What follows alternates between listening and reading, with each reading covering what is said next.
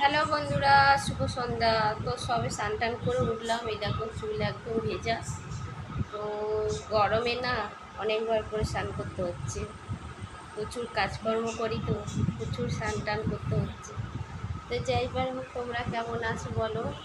আমার কিন্তু ভীষণ গরম লাগছে, দেখেছো তো, দেখো কিরম ঘাম বেরিয়ে যাচ্ছে। তো স্নান টান করে এই সবে উঠলাম, আর এই যে তোমাদের সাথে গল্প করছি। শুভ সন্ধ্যা, সবাইকে চা খাওয়াবো।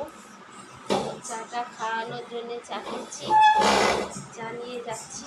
সবাই বসে, চা নিয়ে যাচ্ছি, ঠিক আছে।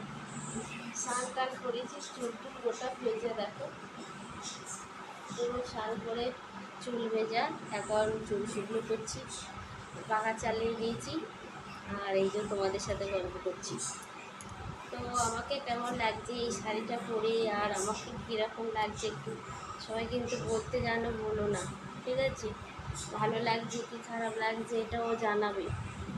আর একটা কথা আছে, সবাই শুধু বলছে বুড়ি হয়ে গেছে, বুড়ি হয়ে গেছে। আচ্ছা বলো তো বন্ধুরা, কোথায় বুড়িটা হয়েছি? হুম, কোথায় লেখা আছে আমি বুড়ি হয়ে গেছি? বা কোথায় আমার এখানে দেখা যাচ্ছে না, এখানে দেখা যাচ্ছে না, আমার গালি, আমার মাথায় কোথায়?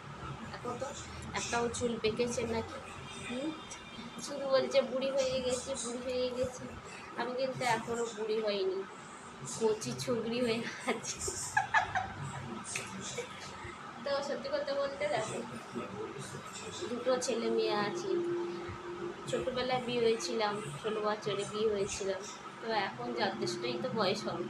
আর এটা কিন্তু সবসময় বললো না, যত বয়স হবে মেয়েদের, একদম কম বয়সে ভালো লাগে না, আর একদম বেশি বয়সে ভালো লাগে না, মিডিয়াম বয়স। যেমন হচ্ছে 35, 30, এরকম মেয়েরাই ভালো দেখতে হয়, সৌন্দর্য। তো তো আমার এখন সবে হচ্ছে 33, 34 বছর বয়স হবে। তো হয়েছে যথেষ্ট বয়স, বলবো না যে একদম কচি। তো সেরকম অনুযায়ী তো লাগবে না, একেবারে বুড়িও হব না, আর একেবারে ছুড়িও হব না, তো সেরকমই হব।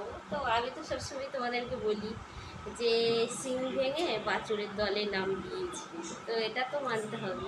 তো এখন আমি পাঙ্গা নিচ্ছি কচিদের সাথে। তো তোমরা যদি সাথে থাকো, পাশে থাকো, ভালোবাসা দাও, অবশ্যই তাদের সাথে এ করে তালে তাল দিয়ে চলতে পারবো, আর একটু এগিয়ে যেতে পারবো। আর ভালোবাসা দিলে অনেক অনেক দূর চলে যেতে পারবো। তো ভালো থেকো, সুস্থ থেকো, আর আমাকে বুক ভরা ভালোবাসা দাও, আমিও তোমাদের ভালোবাসা দেবো।